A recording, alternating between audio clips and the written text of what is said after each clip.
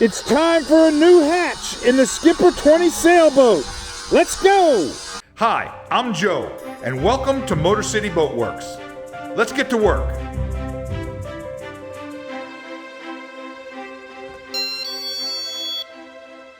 I've set aside working on the Albin 27 pocket trawler. This episode is all about restoring the Skipper 20 sailboat. In particular, I'm working on the new forward hatch for this little sailboat. Now, over the years, someone replaced the forward hatch on the Skipper 20. The previous owner built a homemade epoxy over plywood hatch. It looked pretty good, but it has some sharp corners that tend to snag the lines for the boat. So I've decided to install a low profile Bowmar hatch. Now this is a hatch that I picked up at a garage sale. It's from the 1980s. It's a heavy duty extruded aluminum low profile Bowmar hatch. It's what's known as a 100 series hatch. If you haven't already seen the episode on how I restore these old hatches, be sure to check it out. This hatch is designed to be installed on a flat surface. And as you can tell, the deck on the forward cabin of the Skipper 20, well, it's got quite a bit of camber. That's the distance that it drops off, it slopes off from the center line out to the outboard edges. What this means is that when you put a normal marine hatch inside the deck there, well, it's got to have something to support it all the way around, create a good seal. This is a very common issue with older sailboats, especially ones that, have a lot of camber. They maybe have some very salty lines. You got to find a way to make your hatches sit flush with the deck. The first thing we do is we cut an opening in the deck. All right, I'm inside the Skipper 20. I'm in the bow of the boat in the cabin here, and what I'm working on is, if you can see behind me, this is the hatch, the forward deck. And you can see this is the headliner, and the previous owner kind of constructed this frame around here. I'm taking off the headliner edge there so I can get an understanding of how it's constructed, and I'm trying to decide, do I take the hatch that I've got and just drop it into this frame, which is really not big enough, or do I just cut it flush to the deck and then install the hatch to the deck? It's always better to install a hatch to the deck than it is to try and put it inside of a frame that's already pre-existing. What I can't tell is how this is put together. I don't know if there's fiberglass in here or what.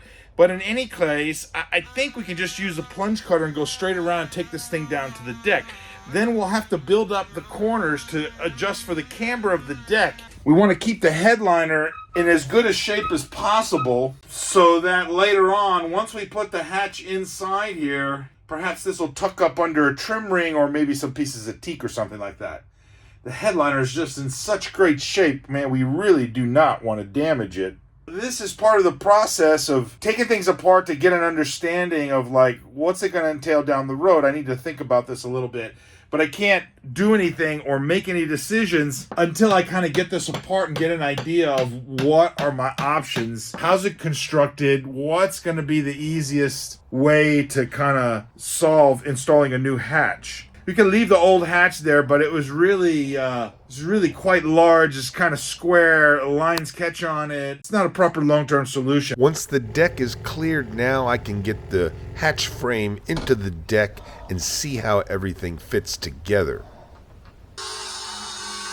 Now I've got to figure out a way to build up the sides, basically, of this cutout. I need to come up with something that will create a spacer between the camber of the deck and where the hatch is going to actually be sitting. The solution for this would be either marine plywood covered with epoxy and fiberglass, or in my case, I'm going to be using some scraps of Coosa board. I think it's going to work out really well. Now, I've talked about Coosa board before. If you're not familiar with this product, make sure you check out my playlist on building things with Coosa board and composite materials in amateur boat building. There's a lot of good information there. It kind of goes through all the different materials and gives you some ideas of what you can do. In this case, I like Coosa board because we never have to worry about any sort of water problems, rot problems. It's not going to deteriorate with time, and it accepts fiberglass and epoxy really well. One of the things in particular that I like about Coosa board is that You can sculpt it using a palm sander, sandpaper, or even a grinder.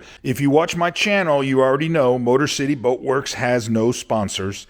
I get no compensation from any of the products or the companies that I talk about on my YouTube channel. I do put links in the show description for some of the items that I use if you want to try and find them. Amazon does pay a small commission if you use those links. And you can get some really gentle curves that'll blend in very nicely with the boat that you might be restoring. First thing I do is I make a frame that's going to go around the marine hatch. So what I've decided to do is basically create a frame that the hatch is going to sit inside. The frame will be attached to the deck using fiberglass and epoxy. It'll be made out of pieces of Coosa board. Now you could build this out of one piece of Coosa board, but in my case, I don't happen to have any extra sheets lying around. So I'm using a bunch of scraps that I have, and I'll kind of piece them together. It's important to make sure that the corners are really tight because you want the hatch supported all the way around. Be sure to go wider than the aluminum frame of the hatch. This way you can ensure that you have enough extra material to be able to sculpt it so it blends into the deck. The frame thickness is going to be at least as thick as the space between the camber of the deck and where the aluminum frame sits flush. Now I'll make my notes from my Da Vinci notebook and detailed parts list available to the workers if you're interested in doing this type of project. One of the things I need to know is what is the shape of the camber of the deck. I've talked about determining the camber of the deck in a previous video where I discussed building a pilot house on the Skipper 20 sailboat. Understanding this measurement is an important design concept whenever you're doing this type of modification. On a fiberglass boat, there are very few straight edges and not many right angles. Things tend to have a nice gentle curve or slope to them. This is what makes everything in a design look like it belongs together. Since I already have a hole for the hatch, I'm going to use a piece of cardboard and I'll trace that out. It'll give me an idea of what the curve of the deck looks like. I transfer the curve on the cardboard to the edge of the Coosa board frame. All right, so what we've got here is we've got the rough shape of the Coosa board frame for the forward hatch. Now what we're going to be doing is I need to put in the camber for the deck. And the way we do that is we have our little pattern here. We got a center line marked here, center line marked there. We put it up on here and then we trace it, and that's the material that's got to come off here inside here. And we did the same thing over here on this back side. It looks like that. All right. And now we grind this off. Then, using a combination of a grinder and a palm sander with heavy grit sandpaper, I begin to remove material until the base of the frame matches the camber of the deck. It can be a little tedious and it takes a couple go-arounds. There's a lot of trial and error, but if you take your time, eventually the base will match the deck and the hatch will sit proper.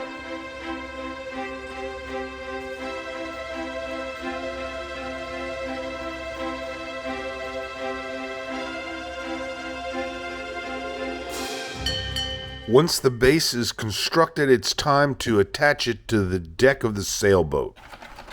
We're going to mix up some thickened epoxy here. That's what's going to be the base. For all my boat restoration projects, I use West Systems epoxy. I find it to be very reliable and consistent in its results. See, we got a nice batch of, it's kind of thick now, like peanut butter. Now there are a couple ways to attach the base to the deck. One of them would be to epoxy the base in place and then go ahead and lay some fiberglass fabric kind of over the base, integrating it into the deck. But in this case, I'm not going to do that. We're just going to mechanically fasten the base to the deck using some screws. The epoxy will fill in the gaps between the base and the actual deck, and then I'll come back and kind of fair everything in before painting. Once the epoxy sets up, I sand everything down. Now it's time to consider fairing in the base into the deck to try and make everything look like, well, maybe it came like that from the factory.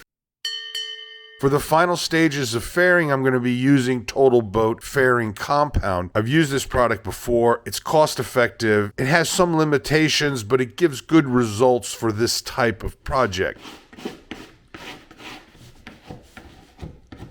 The purpose of the fairing compound is to cover up all your mistakes with the epoxy. You want a very nice transition from the deck to the hatch frame base. It's a great way to fix any imperfections in the Coosa board, and after a final sand, you can begin to see it all come together.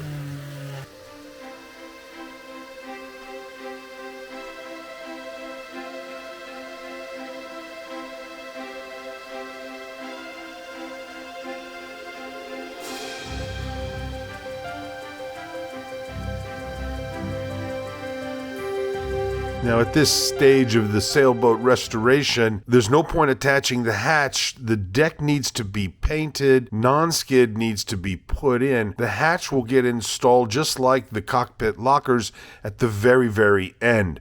But for now, you can get an idea of what this looks like. We're going to call this project done. In future episodes, I'm going to be working on the main companionway hatch. We'll be resolving some issues with the engine compartment of the Skipper 20, and the boat will finally get a new coat of paint. That's all I've got this week. If you like this episode, please leave a comment below. If you have any questions, you can contact me on the Motor City Boat Werks website or on the homepage of my YouTube channel. Thanks for stopping by. We'll see you next time. Stay motivated.